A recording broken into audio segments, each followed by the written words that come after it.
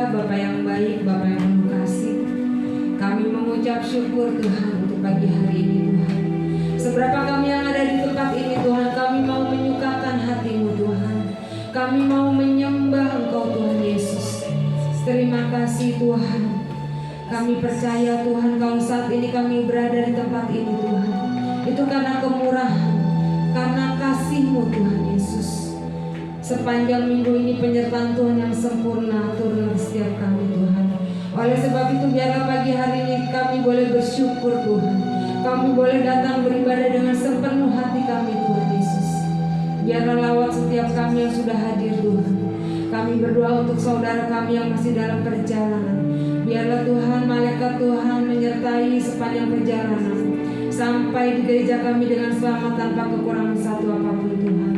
Kami berdoa Tuhan untuk saudara kami yang saat ini dalam keadaan sakit Tuhan. Engkau yang menyertai dan memberkati, Engkau yang menyembuhkan Tuhan. Sehingga minggu depan boleh berkumpul dengan kami lagi Tuhan untuk memuji. Terima kasih Tuhan Yesus. Kami percaya Tuhan, hanya Engkau Allah kami satu-satunya Tuhan. Engkau yang setia dalam setiap keadaan kami, dalam setiap masalah kami Tuhan. Engkau setia menyertai kami Tuhan Yesus. Terima kasih Tuhan. Kami mengucap syukur Tuhan Yesus. Ini kami Tuhan. Kami mau angkat tangan kami Tuhan Yesus. Terima kasih Tuhan. Haleluya Tuhan Yesus.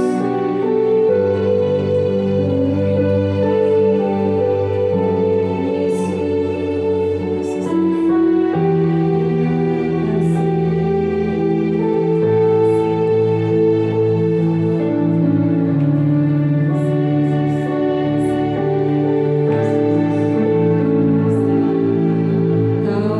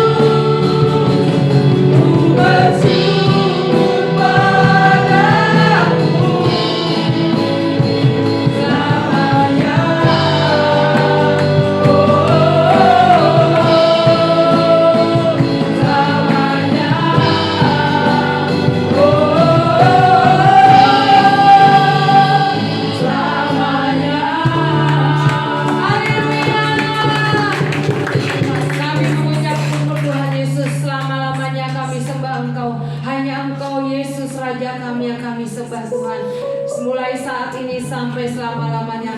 Biarlah setiap hati jemaatmu di tempat ini terus melekat kepadamu Tuhan. Terima kasih Tuhan, karena kami di tempat ini Tuhan, kami saling bertemu dengan saudara-saudara seiman kami. Kami mengimpartasikan kasih kami untuk saudara-saudara kami Tuhan. Terima kasih Tuhan, kami mau bersorak memuliakan namamu lebih lagi. Terima kasih Tuhan, sama-sama katakan amin. Beri kemuliaan buat Tuhan Yesus.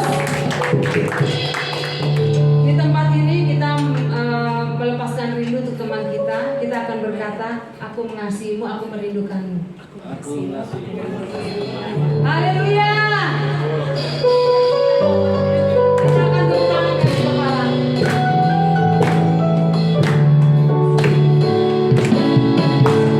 Bertemu dalam kasih-Nya, berkumpul dalam anugerah-Nya, bersuka cita semua di dalam rumah Tuhan. Bertemu dalam kasih-Nya,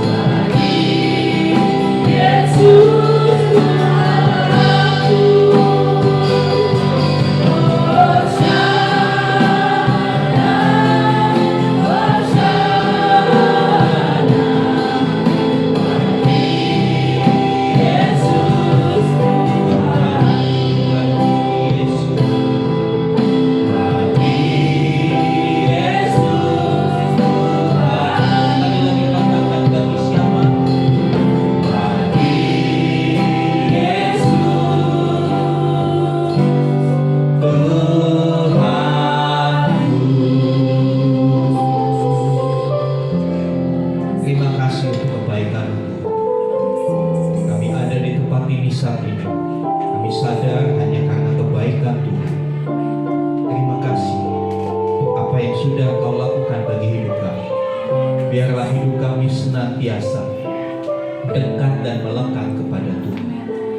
Karena kami sadar tanpa Tuhan kami tidak akan pernah sanggup menghadapi kehidupan yang semakin keras, semakin sulit. Tapi bersama dengan Tuhan kami tahu ada kekuatan yang selalu Kau berikan. Amin, Yesus. Supaya kami bisa melewati yang pergumulan, yang persoalan, dan kami tampil sebagai pemenang. Karena tangan Tuhan yang perkasa itu menopang kami. Amin, Yesus. Terima kasih Tuhan. Terima kasih untuk teman-teman kami yang sudah melayani kami. Berkati mereka sehingga apa yang mereka lakukan boleh memuliakan Tuhan. Tambahkan karunia, talenta, keterampilan mereka supaya mereka boleh lebih maksimal lagi di dalam melayani Tuhan. Terima kasih Bapak. Dalam nama Tuhan Yesus kami berdoa. Amin. Amin. Shalom. Ya, terima kasih untuk present worship. Ya, saudara yang dikasih Tuhan, minggu yang lalu medsos dikejutkan dengan gambar ini. Ya, hari Senin ya, kurang lebih hari Senin ketika hujan cukup lebat, ada satu kejadian yang cukup menghebohkan. Semua platform media sosial ramai membicarakan. Sebentar, ini ada sedikit gangguan.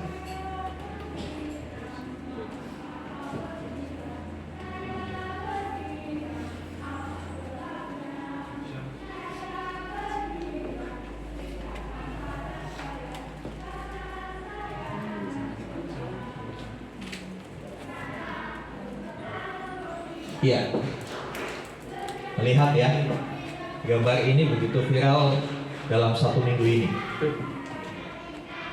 Ada satu kecelakaan beruntun yang cukup parah, melibatkan 17 atau 19 mobil. Bahkan ada yang cerita mobilnya seperti terbang. Iya, hasilnya seperti itu. Itu bukan tumpukan gorengan, saudara. Tumpukan mobil akibat kecelakaan beruntun. Pertanyaannya kenapa bisa terjadi, kan seperti itu, ya kan? Next, ya, remblong.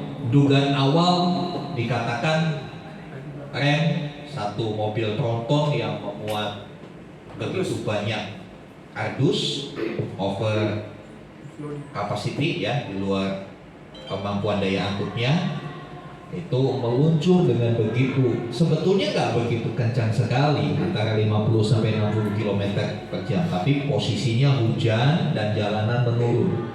Kendaraan di depannya pelan-pelan karena di ujung sana ada perbaikan. Dan si pengemudi tidak dapat mengendalikan kendaraannya. Pengakuannya sudah nginjak rem, tapi tidak banyak membantu sehingga menghantam belasan mobil di depannya. Iya, remblong. Dan menurut KNKP ya, Komisi Nasional Keselamatan Transportasi, dikatakan di sana next. Ya, penyebab 80% kecelakaan itu adalah rem yang belum.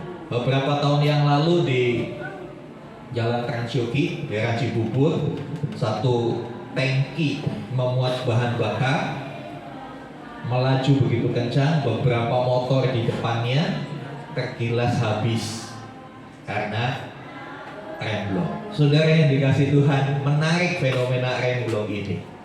Bukan hanya kendaraan, kadang-kala dalam hidup kita rem kita belum, saudara. Rem untuk mulut kita belum, sehingga kita nggak bisa ngerem perkataan kita, sehingga meluncurlah kata-kata yang menyakiti orang, meluncurlah kata-kata yang menghakimi orang, kata-kata yang memegahkan diri sendiri. Kadang-kala rem kita belum, rem untuk emosi kita. Kita tidak bisa mengendalikan emosi ketika orang melakukan sesuatu yang tidak sesuai dengan keinginan kita, atau ketika orang berkata sesuatu yang menyakitkan kita, kita remnya belum. Bisa dibayangkan saudara, akibat dari rem yang blok itu kehancuran, bukan? Ya kan? kehancuran. Gak ada baik-baiknya untuk rem yang blong itu. Ya. Kehancuran baik buat mobil yang nabrak maupun yang ditabrak. Kalau hidup kita remnya blong, maka kehancuran akan terjadi buat diri kita dan buat orang-orang yang terdampak. Ketika kita tidak dapat mengendalikan emosi kita, rem untuk emosi kita itu blong, mungkin kita melakukan satu tindakan kekerasan fisik, melakukan pemukulan, orang tersakiti, tapi kita juga bisa dituntut, dipidanakan. Saudara yang dikasih Tuhan, menarik fenomena rem blong ini, saudara. Next.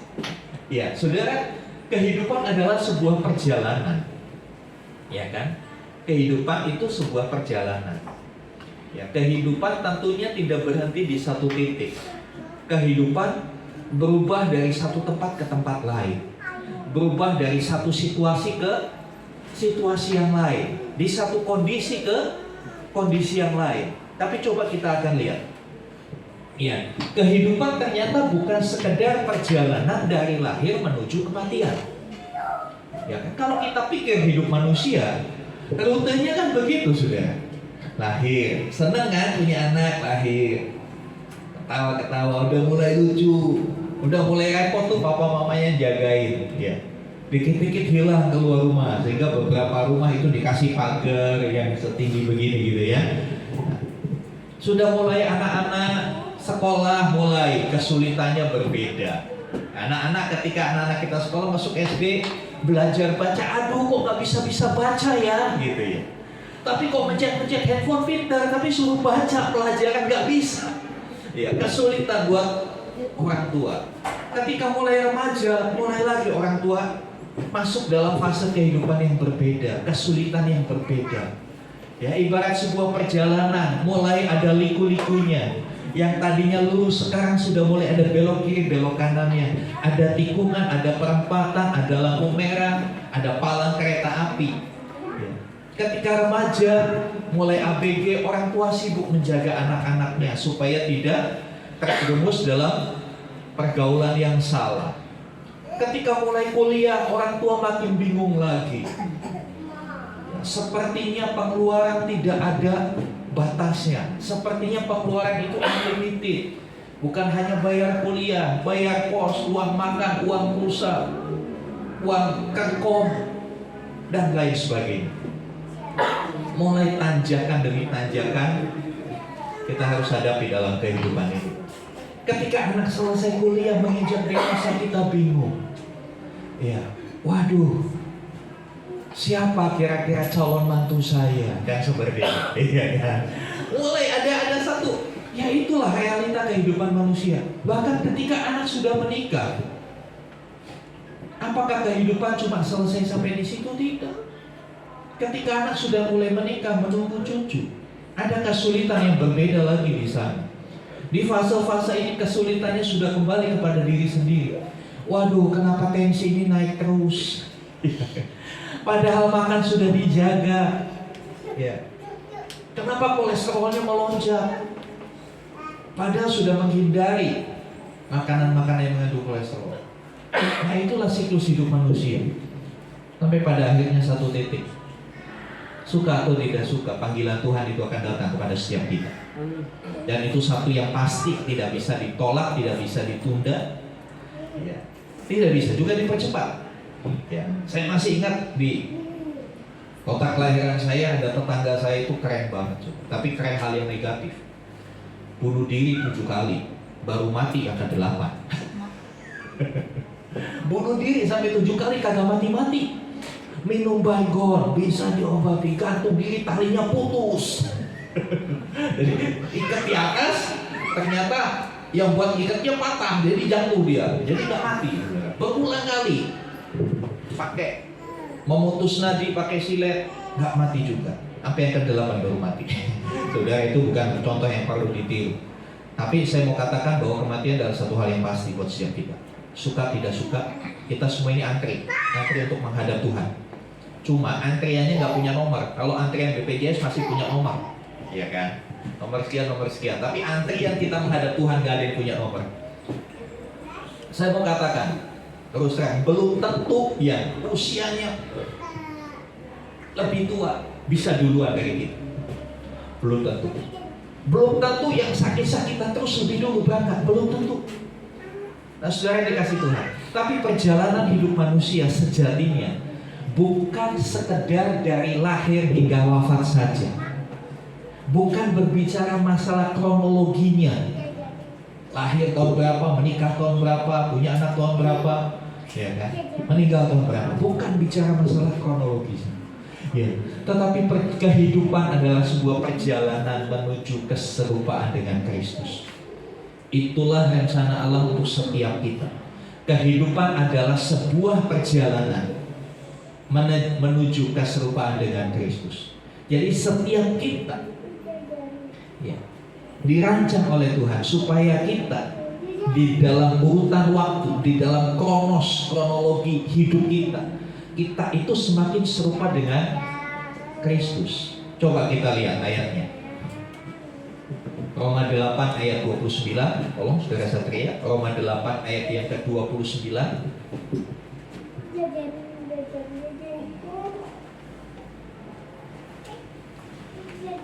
Roma 8 ayat 29. Sebab semua orang yang dipilihnya dari semula, mereka juga ditentukannya dari semula untuk menjadi serupa dengan gambaran anaknya. Supaya orang yang dipilihnya dari semula, ditentukannya dari semula untuk apa? Menjadi serupa dengan gambaran anaknya. Kata gambaran, image, itu merupakan satu platform, satu contoh, pola. Tuhan mau kita mencontoh pola itu. Pola apa? Pola kehidupan Kristus. Seperti itulah harusnya kita boleh hidup. Nah, sementara di dalam perjalanan itu, di dalam kehidupan, tentunya ada begitu banyak tikungan, begitu banyak lampu merah, begitu banyak perempatan, begitu banyak tanjakan dan turunan. Nah, di sini perlu kita yang namanya mengendalikan diri. Kita perlu rem, ya. Kendaraan sehebat apapun, kalau nggak ada remnya gimana, saudara? Saudara berani pakai? Dikasih mobil, ya, Ferrari, tapi nggak ada remnya, berani pakai? Ya, berani Pak. Panjang di depan rumah buat foto, katanya. Lumayan, numpang keren sedikit, gitu kan. Tapi itu tidak akan pernah berfungsi sama sekali. Ya. Dalam kehidupan kita perlu rem. Next. Ya. Kira-kira statement ini benar apa salah ya saudara? Hidup itu seperti aliran air. Jadi ikuti saja kemana akan mengalir. Betul nggak saudara? Menurut saudara betul nggak? Boleh berdiskusi. Boleh berdiskusi. Kira-kira benar nggak statement ini? Kehidupan itu seperti aliran air. Jadi ya ikuti aja kemana dia mengalir. Bagaimana saudara? Salah apa benar? Yang bilang salah berapa orang angkat tangan? Yang bilang benar? Yang bingung? Oke, kita lihat jawabannya. Next. Oke, deng. Kehidupan itu bukan seperti air. Kalau hidup itu seperti air, kita mengikuti alirannya kemana aja, itu berarti hidupmu tanpa tujuan. Hidupmu tanpa tujuan. Saudara, kalau ini kan musim hujan, banyak air mengalir kencang. Ya, yang biasa mengalir di aliran air itu apa? air. Yang biasa mengalir itu apa? Si kuning. Sampah. Gak usah disebut yang itu ya. Kalau yang itu disebut nanti hilang selera makan, yang jualan gak laku.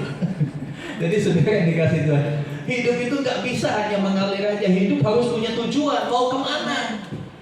Coba saudara pergi, saya mau pergi. Ditanya pergi kemana? Gak tahu. Gimana saudara? Ya saudara hanya berputar-putar, menghabiskan waktu, menghabiskan uang, ujung-ujungnya capek tanpa hasil. Makanya saya katakan, buat setiap kita, baik tua maupun muda, hidup harus punya tujuan. Katakan amin. Kita mau kemana? Jelas tadi Roma 8 ayat 29 katakan, Kita ditentukan, kita dipilih, kita ditentukan untuk menjadi serupa dengan gambaran anaknya. Jadi tujuan kita itu jelas untuk kemuliaan Tuhan. Tujuan kita itu supaya hidup kita serupa dengan Kristus. Bukankah kita, manusia ketika diciptakan itu dikatakan di dalam kitab Kejadian 1:26-27, segambar dan serupa dengan Allah. Tapi karena dosa, gambar Allah itu rusak. Sehingga Roma 3:23 katakan semua manusia telah berdosa dan telah kehilangan kemuliaan Allah. Yang tadinya baik, yang tadinya berkualitas, rusak karena dosa. Kedatangan Tuhan Yesus untuk membawa misi mengembalikan manusia yang rusak ini diperbaiki lagi. Yang rusak tidak dibuang. Ya. Makanya saya suka katakan Tuhan Yesus itu pemulung yang ajaib. Dia sudah pungut hidup saya yang adalah sampah. Dia perbaiki, dia ubahkan, dia daur ulang hidup kita supaya hidup kita lebih bermanfaat, supaya hidup kita lebih baik, ada gunanya. Nah, bukan cuma ada gunanya, hidup kita jadi bernilai, punya value.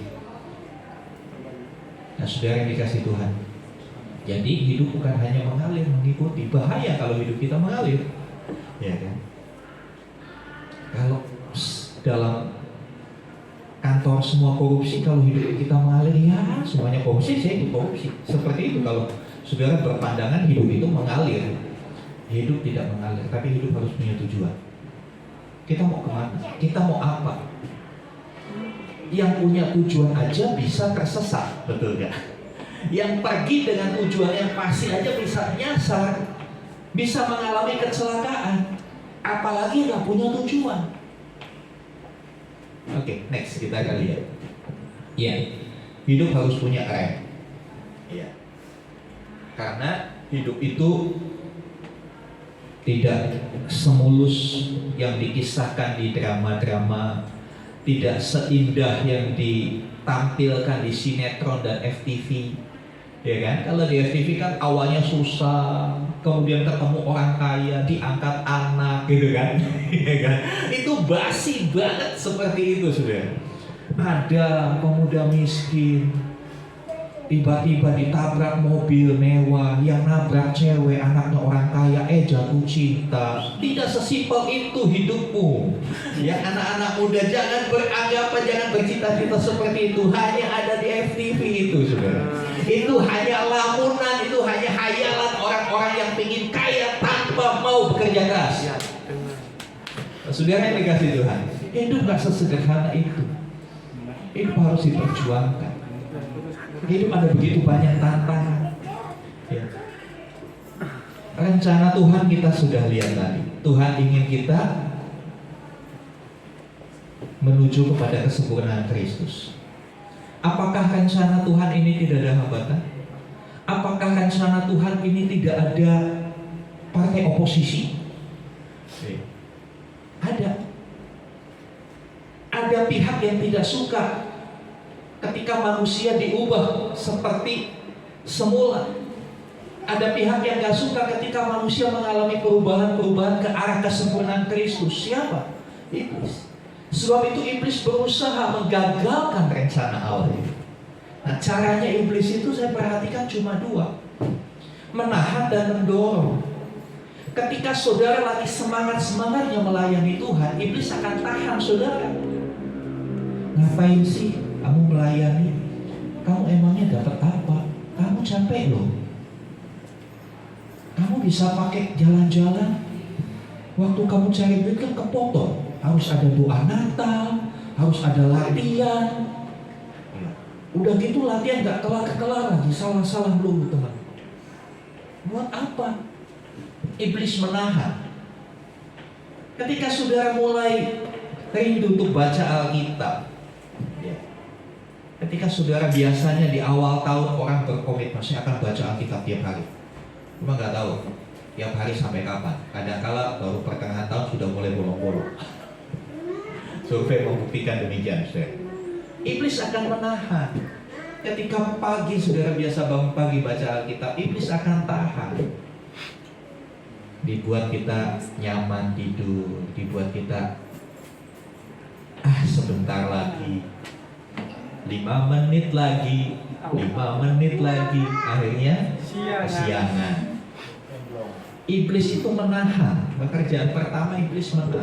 Ketika kita mau sungguh-sungguh sama Tuhan, dia tahan supaya kita nggak melakukan itu. Ketika kita ingin maju, dia tahan kita. Jangan maju, biarin pendetamu aja, biarin Pak Agus sama Om aja yang ngurusin gereja. Kamu siapa? Kamu juga nggak dipandang di gereja itu. Itu suara-suara iblis seperti itu. Yang sudah dikasih Tuhan. Selain itu, iblis itu dorong. Dia mendorong. Ketika kita sudah mulai sesuatu yang keliru, dia akan dorong kita. Ketika saudara mulai terjebak, ya depo lah 50.000, siapa tahu bisa jadi 500.000. Tahu ya yang saya maksud? Halo. Inilah satu slot. Iblis akan dorong dengan situasi dan kondisi yang dia ciptakan supaya kita jadi yang benar. Lumayan 50.000 jadi 500.000, ya udah 500.000-nya depoin lagi, siapa tahu bisa jadi 5 juta, didepoin lagi. Wih, pernah jadi 5 juta. Wah, ini kalau saya tambah ini akan lebih banyak lagi yang saya dapat. Akhirnya mulai tabungan yang harusnya untuk bayar cicilan rumah, untuk bayar SPP anak sekolah, masukin dengan alasan kali besok juga akan bertambah. Iblis akan dorong. Ketika saudara kalah dalam judi online, iblis akan bisik, ya semua permainan kan gak ada menang terus, ada kalahnya dong. Hari ini kamu kalah, besok pasti menang. Iblis akan dorong terus saudara, sampai pada satu titik saudara kecanduan dan tidak bisa lepas dengan barang itu. Dan ini berlaku untuk semua hal yang negatif. Untuk hal yang negatif dia akan dorong kita ke arah itu. Tapi untuk hal yang positif dia akan tahan kita. Dia akan jegal kita habis-habisan. Jangan sampai kita melakukan hal yang positif.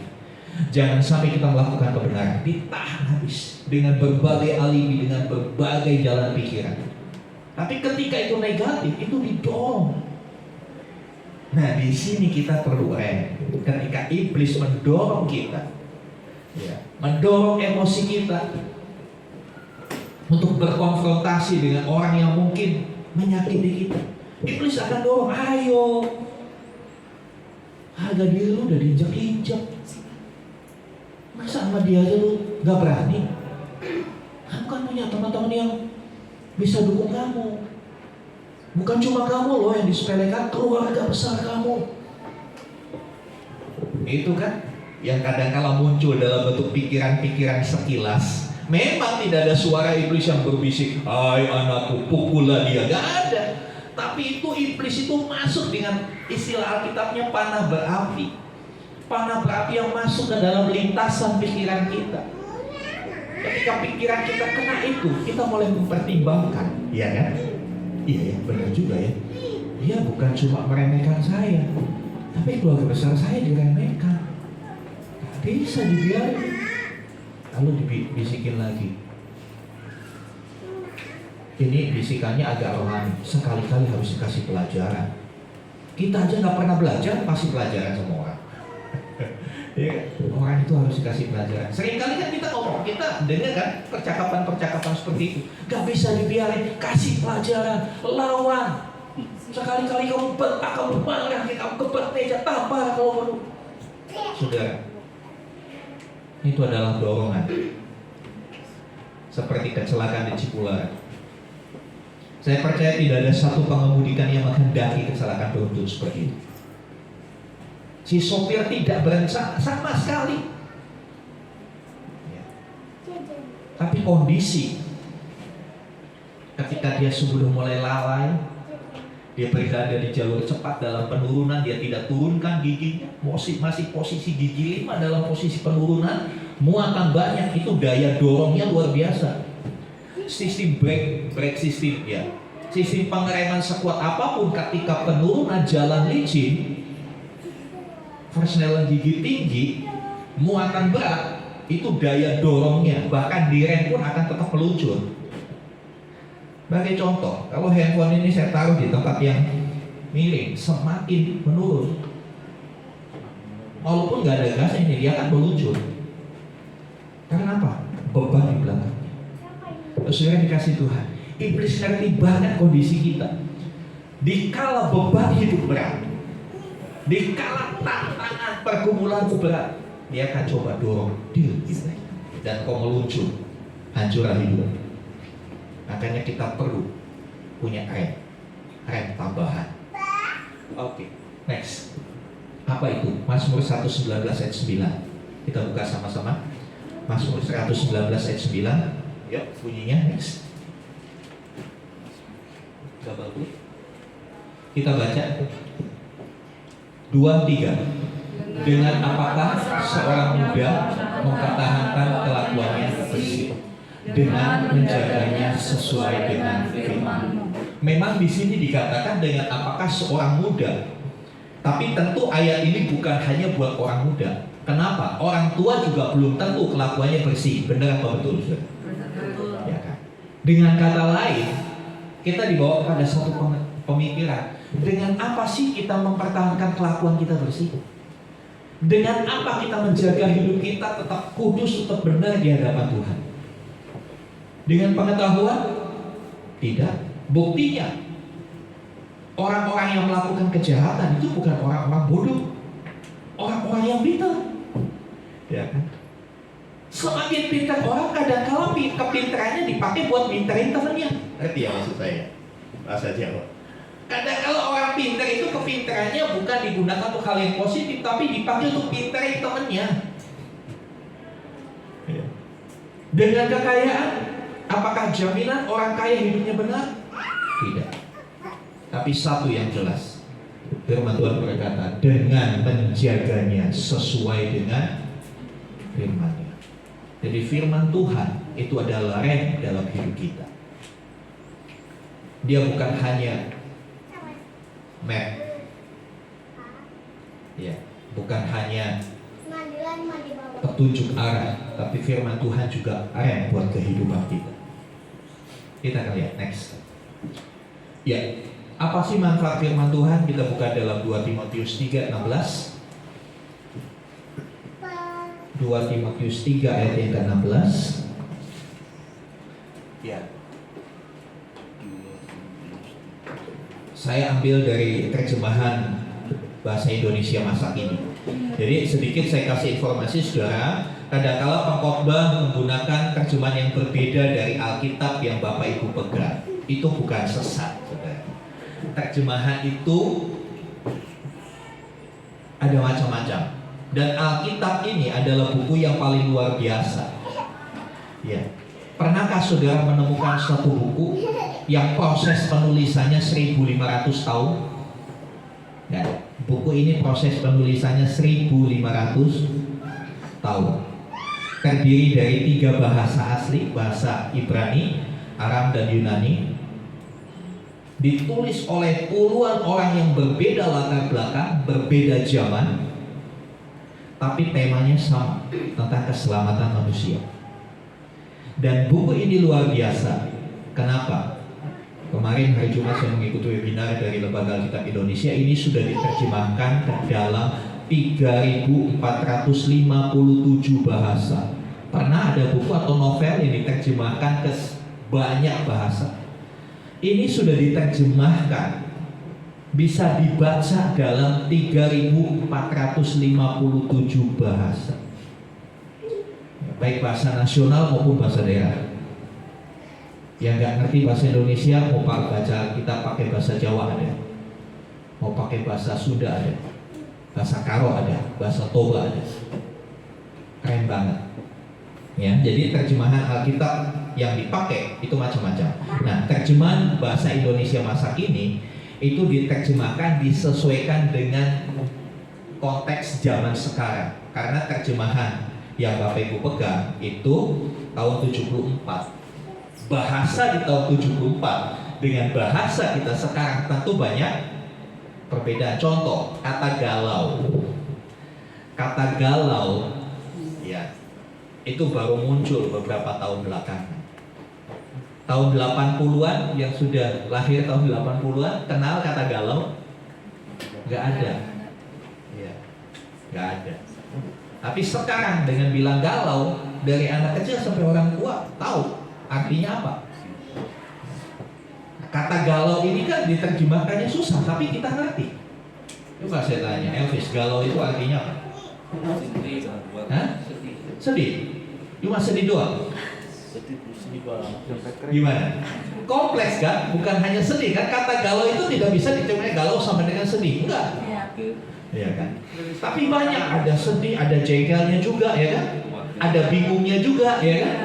Nah, terjemahan bahasa Indonesia masa kini itu mencoba mengartikan kata galau itu dengan kata-kata lain. Ya, kalau dengan bahasa sehari-hari, galau itu perasaannya campur aduk gitu kan. Perasaannya campur aduk gitu, gado-gado perasaannya. Terjemahan bahasa Indonesia sehari-hari itu kadang-kala lebih mudah dipahami. Oh, maksudnya seperti ini.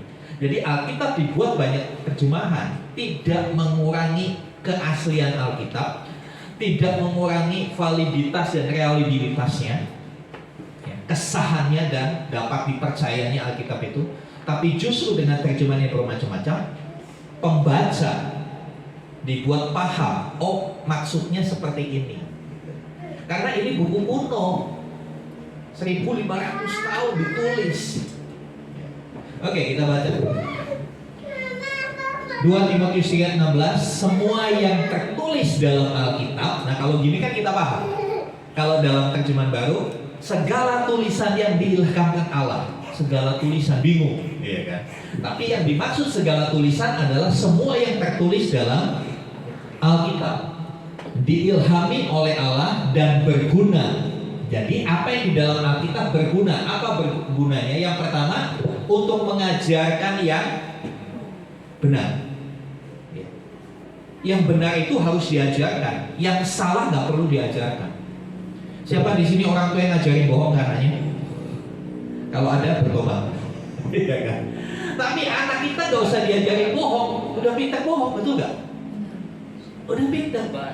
Udah beli permen, kantongin, minta lagi, gitu kan? Minta permen tadi kan udah mana? Padahal di kantong dia. Ya. Untuk sesuatu yang nggak benar, nggak usah diajari, bisa sendiri. Nah, itu adalah bukti keberdosaan manusia. Itu akibat dari kita jatuh dalam dosa. Tubuh kita untuk sudah terlatih melakukan dosa. Tubuh itu nggak usah dilatih lagi untuk berdosa, dengan sendirinya berdosa. Saudara nggak perlu diajari lagi bohong. Sudah lulus dengan nilai A semua, kumlot semua untuk soal bohong. Tapi untuk bicara yang benar perlu diajar, perlu berlatih. Firman Tuhan yang tertulis di dalam buku ini itu mengajar sesuatu yang benar. Ya, mengajar sesuatu yang benar. Apa yang benar? Yang benar itu bukan yang biasa dilakukan. Dunia berpikir kebenaran adalah sesuatu yang biasa dilakukan. Kalau ditilang polisi kasih 50.000. Benar nggak, saudara? Benar nggak? Tapi itu kan biasa begitu kan? Kita lakukan juga kan seperti itu. Kasih aja 50.000. Kenapa? Bangsa kita cinta damai. Udah damai aja Pak. Ada masalah? Damai aja Pak. Cinta damai dan suka memberi. Udah saya kasih deh, damai aja, jangan diperpanjang ya urusannya. Ya.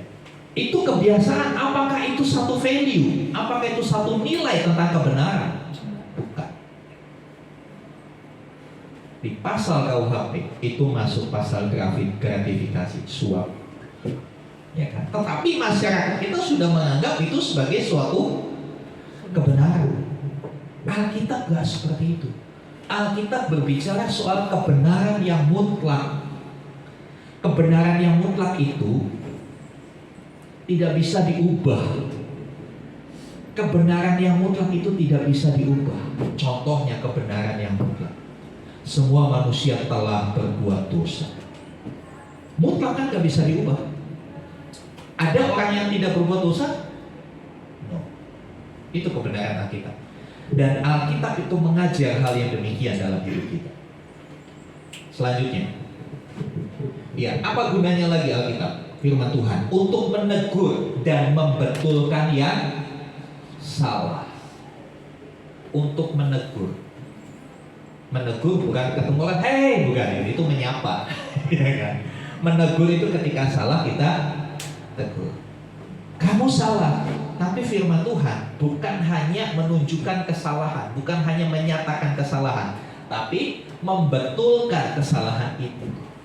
Banyak kali orang itu cuma bisa nyalain, betul kan? Banyak kali kita sebagai orang tua hanya bisa nyalain anak kita, tapi nggak pernah memberikan jalan, memberikan solusi. Ya, tapi Alkitab selalu memberikan solusi.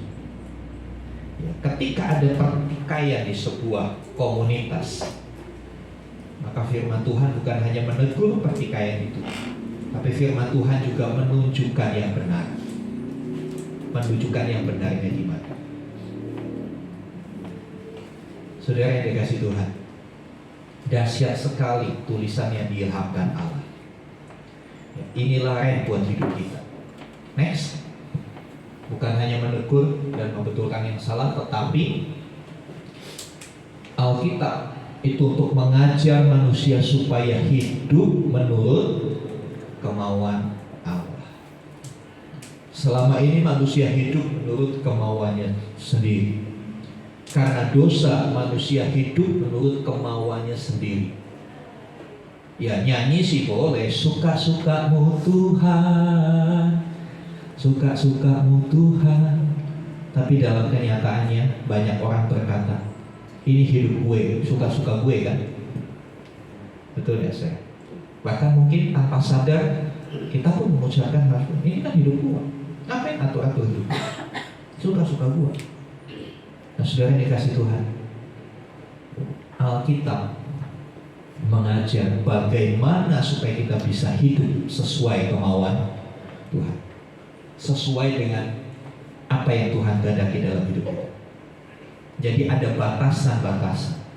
Ya, memang hidup di dalam Tuhan kita akan berjumpa dengan batasan-batasan. Tapi bukan untuk membatasi kebebasan kita, justru untuk memberikan kemerdekaan sejati bagi hidup kita. Kadangkala orang marah kalau dibatasi, ya kan? Orang marah kalau dibatasi. Contohlah anak kita, main handphonenya hanya boleh hari Sabtu ya. Cemberut nggak dia? Cemberut. Ya, cemberut. Kita dengan powerful berkata pokoknya boleh main handphone hari Sabtu. Kalau anaknya bilang, kalau papa mama main handphonenya hari Sabtu juga enggak. Kita kadang-kala nggak mau ada batasan. Tapi kita lupa, kadang-kala kita perlu batasan untuk menjaga kita tidak binasa. Kalau saudara ada tangga di eskalator contoh, nanti eskalator di mall, ya kan? Naik. Kiri kanannya ada batasan nggak? Ada pembatas. Tujuannya supaya apa? Jaga. Kenapa kita nggak protes dengan batasan ini? Ngapain sih ada ini? Justru dengan batasan kita lebih safety, lebih aman. Tapi kadang-kadang kita nggak ngerti, saudara. Kita menganggap batasan itu membelenggu kita, menyusahkan kita. Kita berpikir batasan itu menyusahkan kita. Pikiran kita begitu pendek. Coba kita berpikir lebih jauh lagi. Batasan dibuat itu untuk menjaga kita lebih baik. Contoh yang paling sederhana, saya percaya di sini banyak yang pernah melanggar sih. Kalau naik motor harus pakai helm.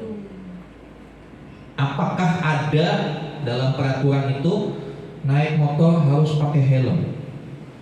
Kecuali dalam komplek nggak apa-apa nggak pakai helm. Ada nggak gitu? Kalau saudara di dalam komplek masih nggak pakai helm, itu saudara merasa batasan itu menyusahkan engkau. Saudara belum sadar bahwa penggunaan helm itu demi keselamatan saudara. Ada orang yang protes dulu waktu pertama kali peraturan helm. Bagaimana kalau mau kondangan, sanggulnya kan rusak. Ini udah mahal-mahal ke salon pakai helm ditarik ambrol semua, saudara. Ya, saudara, itu bukan masalah sanggul rusak atau tidak. Tapi pikirkan, kecelakaan bisa terjadi di mana saja. Tidak selalu di jalan raya. Di kompleks pun saudara bisa aja jatuh. Lagi naik motor, tiba-tiba kucing lewat, nabrak ban depan, motor oleng, kepala terbentur, nggak pakai helm. Panjang urusannya, saudara. Kadang-kala pikiran kita terlalu pendek dengan batasan.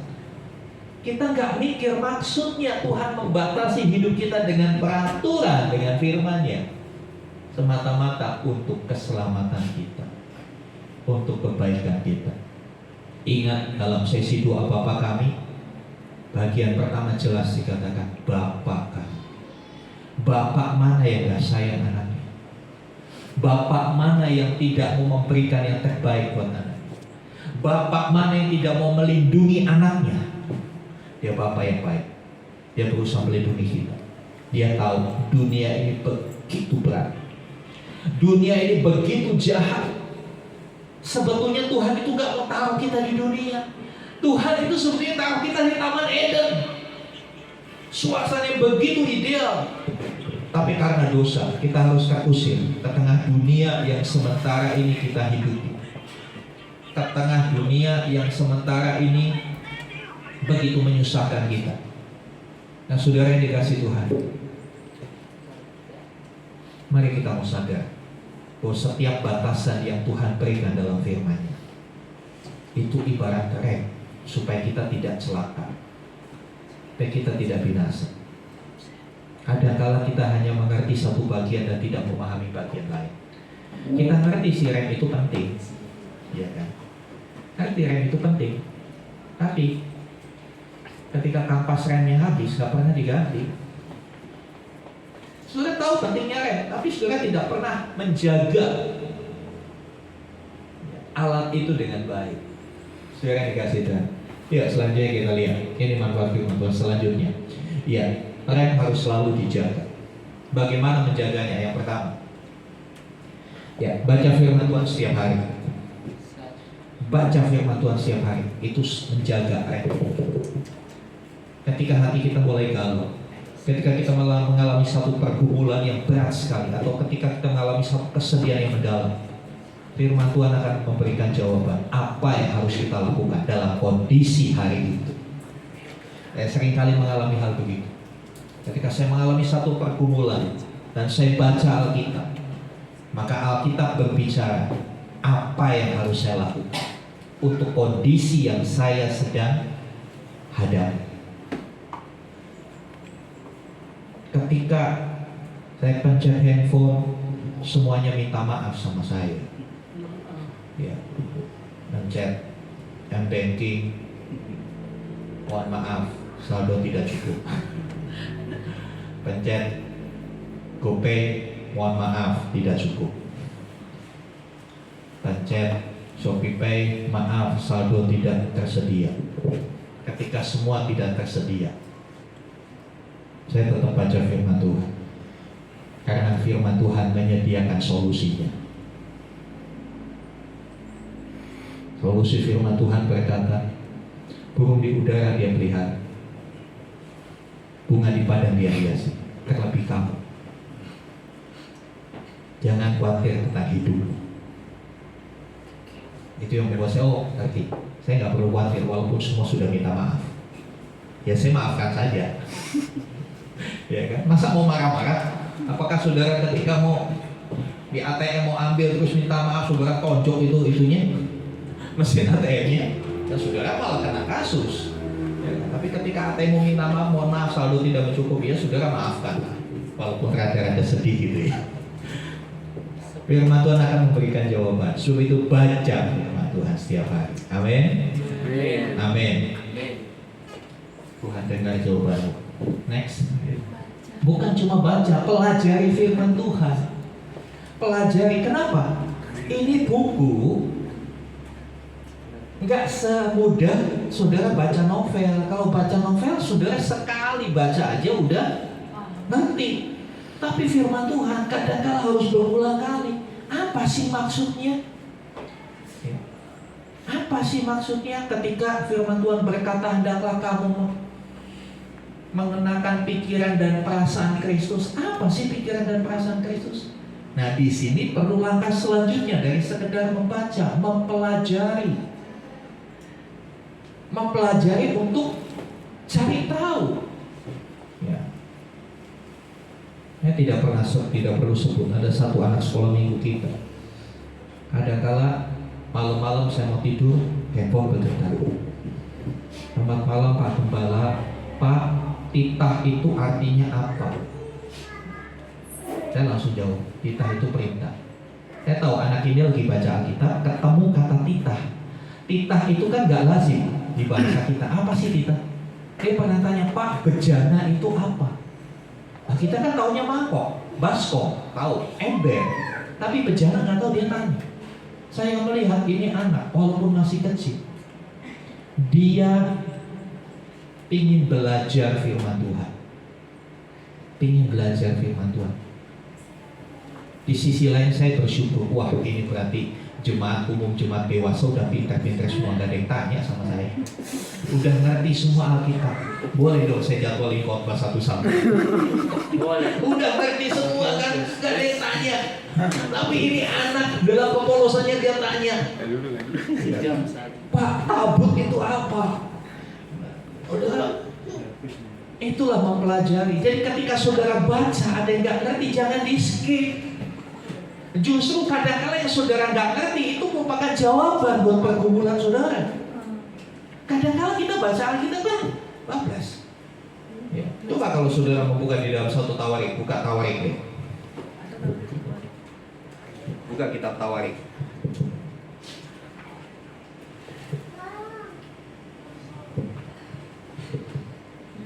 Tawarik 1 ayat 1 sampai ayat yang ke 27. Silakan 5 menit baca. Apa isinya? 1 Tawarik 1 sampai 27. Mungkin saudara baru sampai ayat 5 dan saudara berkata, apa sih ini Alkitab nggak jelas. 1 Tawarik 1 ayat 1 sampai 27 kan isinya cuma daftar keturunan. Adam, Set, Enos, Kenan, Mahalalel, Yared, Enok, Metusalah, Lamek, Nuh, Sem, Ham, dan Yafet. Keturunan Yafet ialah Gomer, Magog, Madai, Yawan, Tubal, Mesek, dan Tirus. Bacanya aja udah susah. Lidah kita kepleset, apalagi kita mau ngerti. Apakah saudara berpikir Tawarik itu gak penting buat hidup kita? Sehingga saudara boleh robek dengan alasan, apaan sih? Kok daftar keturunan seperti ini? Saudara yang dikasih Tuhan. Makanya, kalau saudara gak ngerti artinya, pelajari Alkitabmu. Pelajari Alkitab. Kadang-kala kita mencemooh orang yang lain kan, mencemooh kepercayaannya. Yang mereka kan cuma baca tapi gak ngerti Pak itu Pak. Orang bahasa Arab kan gak ngerti. Ya mendingan mereka gak ngerti tapi baca. Saudara gak baca. Kan kita lebih parah gitu kan. Tapi kita kadang-kala jelekin orang. Ya itulah sifat keberdosaan manusia. Ingin menang sendiri, gak mau kalah. Ketika dibilang, dia rajin loh baca kitab sucinya. Iya, dia cuma baca doang, Pak, gak ngerti. Coba, ngerti gak? Gak ngerti. Kalau ketemu orang itu saya rada jengkel, saya bilang mendingan dia baca, walaupun gak ngerti. Lah, lu kagak baca. Bagaimana mau ngerti? Yang gak ngerti aja berusaha membaca. Lah kita yang ngerti gak mau baca. Sungguh terlalu. Terus yang dikasih Tuhan. Dan mempelajari Alkitab itu melalui sumber yang benar. Saya mau kasih warning buat jemaat Tuhan GPT Faithful Community. Hati-hati dengan iklan mengikuti Bible Study di Facebook, di Instagram, di TikTok. Ada begitu banyak yang menawarkan belajar Alkitab untuk orang awam. Hati-hati. Ada satu yang jelas saya mau katakan, Sion Bible Learning, ya, itu dari ajaran sesat, dari yang namanya Gereja Yesus JG. Ajaran ini mengatakan bahwa tidak ada Tritunggal, tidak perlu pengorbanan Kristus di kayu salib untuk kita selamat. Yang penting ngikutin apa kata pemimpinnya mereka. Kacau kan? Dan itu sudah mulai ada di Indonesia. Di Kelapa Gading sudah ada kantornya. Dan itu mereka masif sekali menawarkan. Tahun yang lalu mereka bikin acara akbar di Korea karena gereja ini, aliran ini ada di Korea. Mereka mau wisuda 2 juta lulusan Alkitab katanya. Tapi Alkitab versi pengajaran mereka, mengikuti apa kata pimpinannya. Hati-hati, cari sumber yang benar. Ya. Kemudian selanjutnya, bukan cuma mempelajari, tapi belajar melakukan. Belajar melakukan. Sama seperti saudara punya rem di kendaraan saudara. Kalau rem saudara nggak pernah dipakai, walaupun remnya sistem terbaik, sistem paling canggih, tapi kalau saudara tidak pernah tuas tarik tuasnya, nggak ada gunanya. Alkitab tidak akan pernah ada gunanya kalau engkau tidak menghidupinya dalam hidup sehari-hari. Sehebat apapun pengajaran Tuhan Yesus, nggak akan ada gunanya kalau kita tidak lakukan itu. Alkitab akan benar-benar memiliki kuasa yang dahsyat ketika kita melakukannya dalam hidup sehari-hari. Selanjutnya, next. Ya, yang terakhir perlu dukungan komunitas yang sehat. Makanya kita ada komsel, kita ada kom bapak, kom wanita.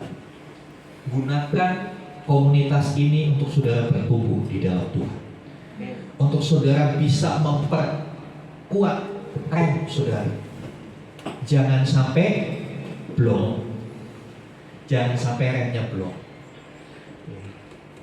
Rem blong itu bukan hanya masalah emosi, bisa nahan emosi. Termasuk nahan nafsu makan juga perlu rem, saudara. Ya, perlu rem.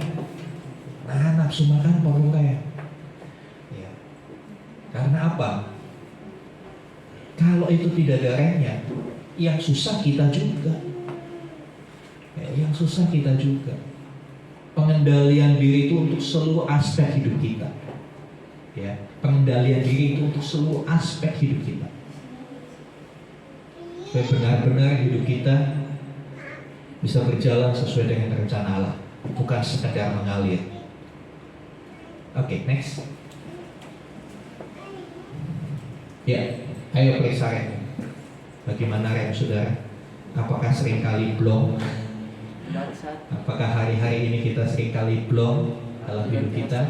Ada kejadian-kejadian yang tidak terkendali, ada letupan-letupan emosi yang tidak terkendali, ada pemikiran-pemikiran yang begitu liar.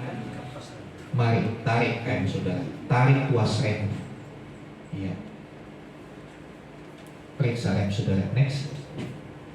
Ya, jangan sampai belum ya saudara. Mari sama-sama kita balik berdiri. Ya udah tim resolusi. Haleluya, haleluya.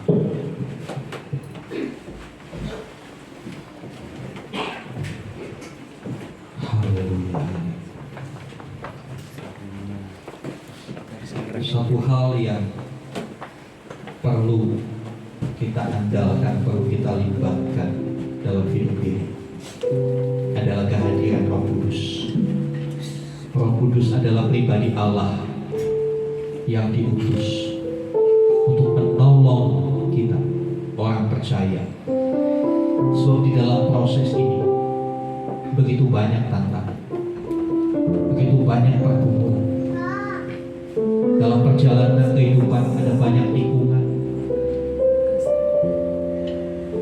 ada banyak pendakian, ada banyak penurunan, ada jalan-jalan yang rusak, yang mau tak mau kita harus lewati.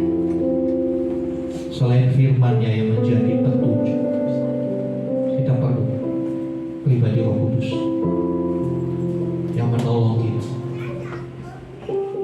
supaya kita tidak terjerumus pada hal-hal yang tidak baik.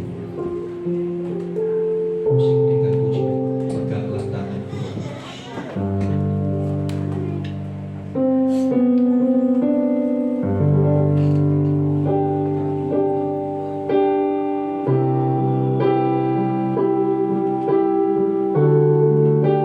Mari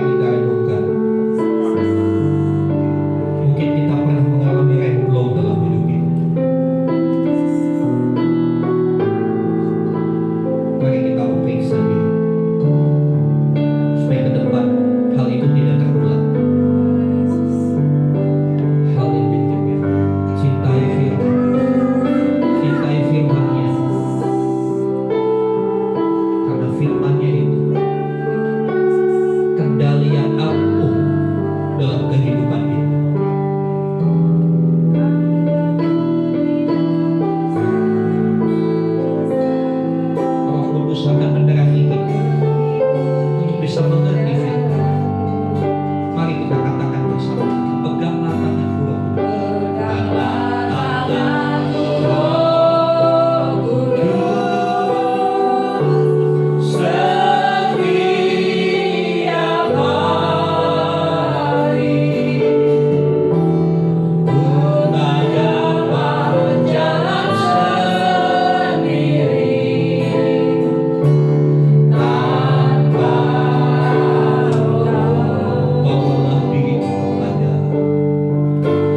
Bawalah diriku kepada segala kebenaran, segala kebenaran, agar aku tidak tersesat.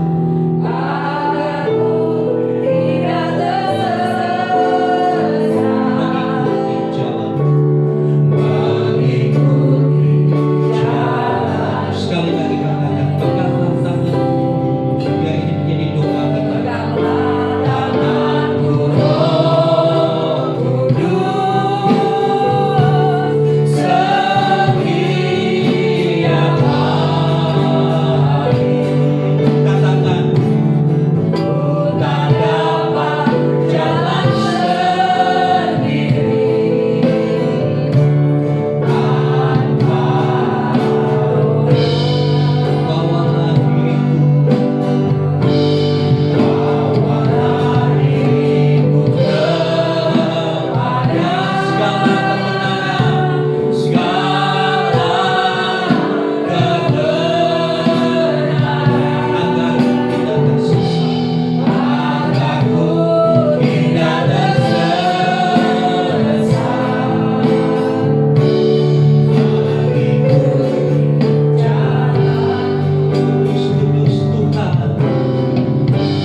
Kudus, kudus Tuhan, kudus namamu, kudus namamu, ku bersyukur.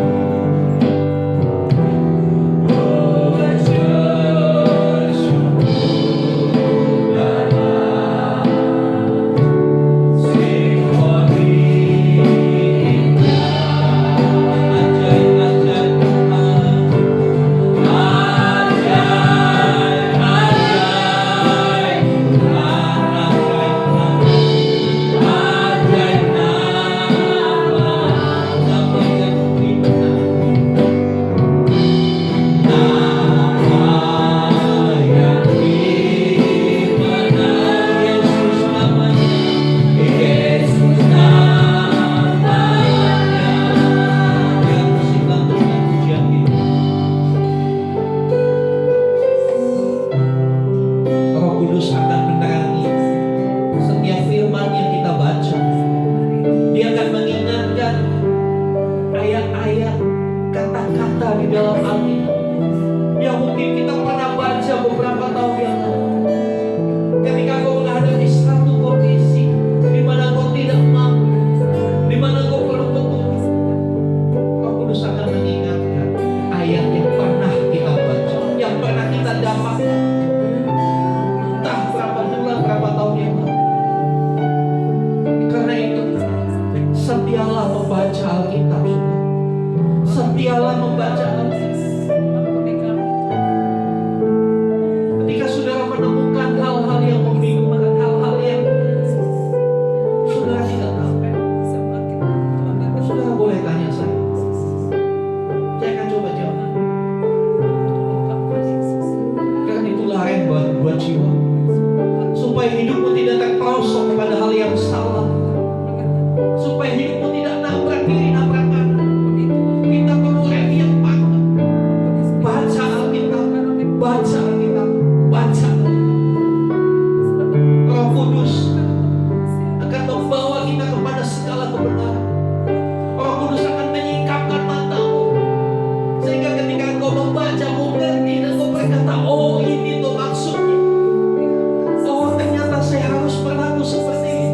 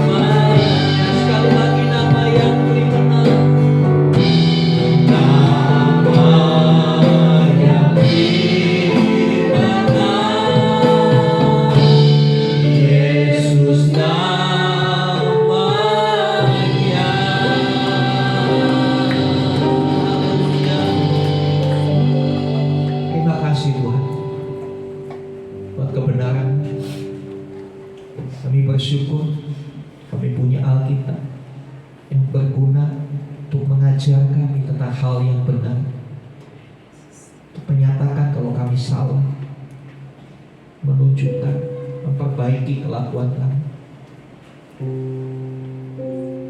dan untuk menuntun kami pada apa yang Tuhan mau kami lakukan. Tuhan, setiap kami mencintai Alkitab ini dengan membaca, mempelajari, dan melakukannya. Nah, kami tahu ini adalah rem yang kuat untuk hidup kami, supaya kami tidak terperosok, supaya kami tidak menabrak, tapi kami tetap berjalan di dalam role-nya Tuhan, jalurnya Tuhan. Terima kasih Tuhan. Terima kasih buat kebenaran-Mu, Roh Kudus yang membuat kami makin mengerti ketika kami membaca Alkitab. Roh Kudus juga yang memberikan antusiasme, semangat untuk kami mempelajari firman. Kami akan menemukan banyak mutiara di sana. Kami akan menemukan banyak hal-hal yang berharga yang bisa kami jadikan pedoman kami menjalani hidup ini. Terima kasih Bapak. Di dalam nama Tuhan Yesus kami berdoa. Amin. Amin. Silakan duduk saudara. Terima kasih untuk Bapak Gembala yang sudah menyampaikan firman Tuhan. Biarlah melalui firman Tuhan ini kita akan semakin cinta Tuhan, dan kita akan komitmen untuk baca Alkitab sebagai rem dalam kehidupan kita. Baik Bapak Ibu, pada pagi hari ini kita akan mempersiapkan untuk memberikan persembahan yang terbaik untuk Bapak Meli atau Ibu Ari. Kami persilakan.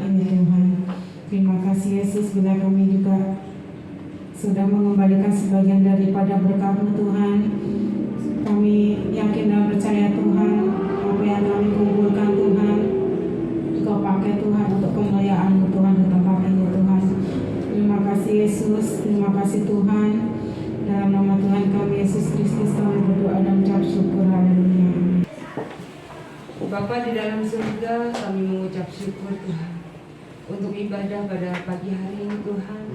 Atas penyertaan-Mu kami sudah menyelesaikannya Tuhan. Engkau memberkati Bapak Gembala kami kasihi, Bapak Obadiah Irawan Tuhan. Penyertaan hikmat daripada Allah turun atas beliau Tuhan. Tuhan limpahkan kesehatan Tuhan. Tuhan pakai hidupnya untuk melayani lebih lagi Tuhan Yesus. Kami mengucap syukur Tuhan. Tuhan kirim Bapak Gembala, Bapak Obaja di tengah-tengah kami untuk membawa kami untuk lebih mengenal akan Engkau Tuhan. Mengucap syukur untuk Ibu Gembala, Ibu Diah. Tuhan beri kesehatan, kekuatan, hikmat yang daripada Allah Tuhan. Terima kasih Tuhan, Engkau kirimkan Ibu Gembala yang begitu sabar Tuhan, yang boleh menuntun kami Tuhan Yesus. Terus Tuhan, semakin menuju kebaikan Tuhan. Engkau memberkati kedua putrinya Sasa dan Sharon Tuhan. Kami mengucap syukur Tuhan, Engkau memberkati kakak Sasa Tuhan, sehingga dia boleh menyelesaikan kuliahnya Tuhan. Oleh sebab itu hamba-Mu juga mohon kemurahan-Mu untuk Sharon Tuhan Yesus. Biar Engkau memberkati sepanjang ujiannya Tuhan. Engkau tolong boleh lulus tepat pada waktunya, dan boleh menjadi dokter yang menyenangkan hati-Mu Tuhan. Terima kasih Tuhan. Kami mengucap syukur Tuhan untuk pengerja di tempat ini Tuhan. Tuhan, biarlah Tuhan oleh kasih karunia-Mu Engkau yang memberkati, Engkau yang menopang setiap keluarga dari pengerja di tempat ini. Engkau yang akan memberkati pekerjaan dan usahanya Tuhan. Anak istrinya Engkau memberkati Tuhan. Demikian pula untuk jemaat-jemaat di tempat ini. Kami mengucap syukur Tuhan. Engkau kirim jemaat-jemaat yang takut dan hormat akan Engkau Tuhan. Biarlah setiap kami bersama berjuang, kami di tempat ini bersama saling mengasihi Tuhan, dan kami akan mendapat ending yang terbaik daripada-Mu Tuhan. Buat kaki kami melangkah hari demi hari terus Tuhan, menuju kesempurnaan-Mu Tuhan. Jangan biarkan kami lelah Tuhan untuk mengikut Engkau Tuhan. Tapi biarlah Bapa kami boleh semangat, kami satu dengan yang lain boleh saling mendukung Tuhan.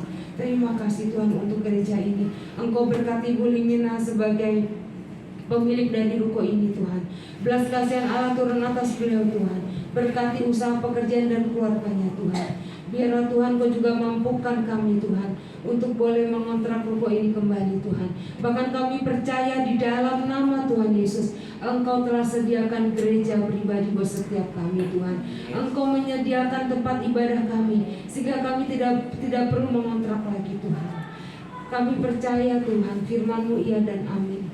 Kami percaya, sungguh sangat percaya, Engkau telah menyediakan. Terima kasih Tuhan untuk lingkungan di tempat ini. Memberkati tetangga kami kanan kiri Tuhan Yesus. Kami juga mengucap syukur untuk keamanan di tempat ini Tuhan. Terima kasih Engkau memberkati Bapak RT RW di tempat ini Tuhan. Engkau memberkati dari kelurahan di tempat ini Tuhan. Terima kasih Tuhan. Kami berdoa untuk bangsa dan negara kami kasih Indonesia. Shalom bangsa Indonesia. Terima kasih Tuhan. Kami menyerahkan kepemimpinan Bapak Presiden kami Bapak Prabowo ke dalam tangan-Mu Tuhan. Engkau memberkati wakilnya Gibran ke dalam tangan-Mu. Engkau yang menaruh hikmat-Mu atas beliau Tuhan, sehingga boleh memimpin bangsa Indonesia boleh semakin maju. Terima kasih Tuhan. Terima kasih Roh Kudus. Biarlah Tuhan doa kami yang jodoh sempurna ini kami serahkan ke dalam tangan-Mu. Biarlah Tuhan sebentar kami akan pulang. Penyertaan-Mu yang sempurna turun atas setiap kami, sehingga Engkau memberkati kami dalam berangkat ke gereja dan pulang juga Engkau memberkati dalam keadaan selamat. Kalau sebentar juga kami akan rapat untuk Natal juga bahkan latihan, Engkau yang akan menyempurnakan Tuhan. Terima kasih Bapa. Sebelum kami pulang, kami rindu menerima berkat dari hamba-Mu. Kami juga menyerahkan Pak Kurnia di Pranata ke dalam tangan Tuhan. Tuhan jamah di dalam pergumulannya melawan sakit penyakit di ginjalnya. Tuhan, Engkau yang mempertemukan dengan dokter yang terbaik sehingga semuanya bisa diatasi dengan baik. Dan saudara kami ini boleh kembali sehat, kembali beraktivitas, bekerja dan melayani bersama dengan kami. Terima kasih Tuhan. Kami percaya Engkau memberikan kekuatan, kesehatan untuk kami semua. Di tengah cuaca yang masuk musim penghujan, kiranya Tuhan yang memberikan imunitas tubuh yang baik untuk setiap kami, sehingga kami tetap sehat, tetap kuat, dapat beraktivitas menjadi maksimal dalam apapun yang kami kerjakan. Terima kasih Tuhan.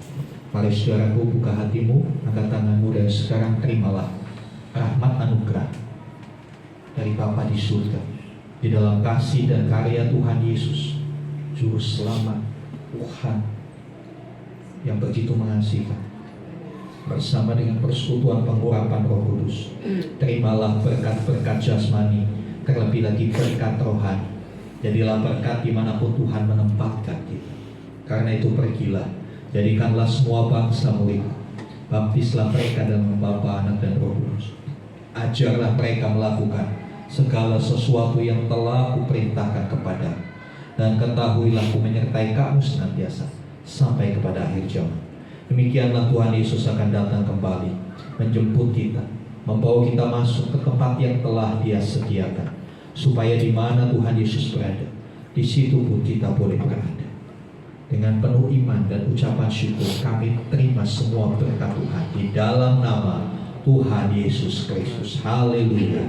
Amin.